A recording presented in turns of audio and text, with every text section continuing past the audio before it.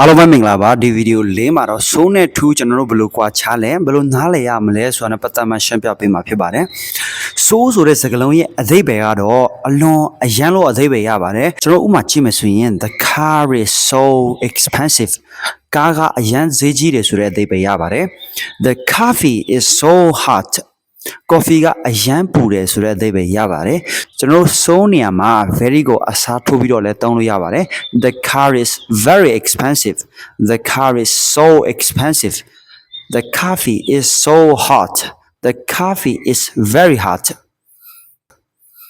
ထူးဆိုတဲ့စကားလုံးရဲ့အဓိပ္ပာယ်ကတော့အလွန်အရန်ဖြစ်လွန်းတယ်ဆိုတဲ့အဓိပ္ပာယ်ရပါတယ်တာမန်ထက်ကိုအရန်ဖြစ်လွန်းတဲ့အတွက်အဆင်မပြေနိုင်ဘူးဆိုတဲ့သဘောနဲ့သုံးရပါတယ်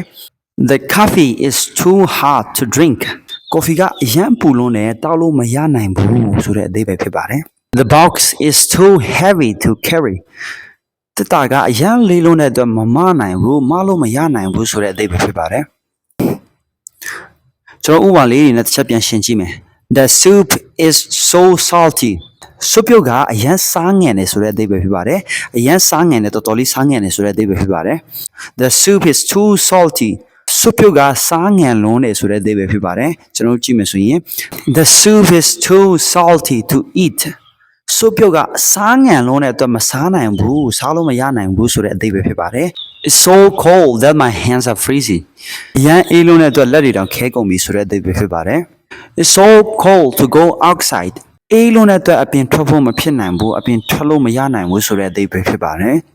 ကျွန်တော်တို့စိုးနဲ့ထူးနဲ့အတုံးလေးတွေကိုကျွန်တော်တေချာတော့အောင်ဒီကွက်လက်လေးတွေမှာကျွန်တော်တစ်ချက်ဖြည့်ကြည့်အောင်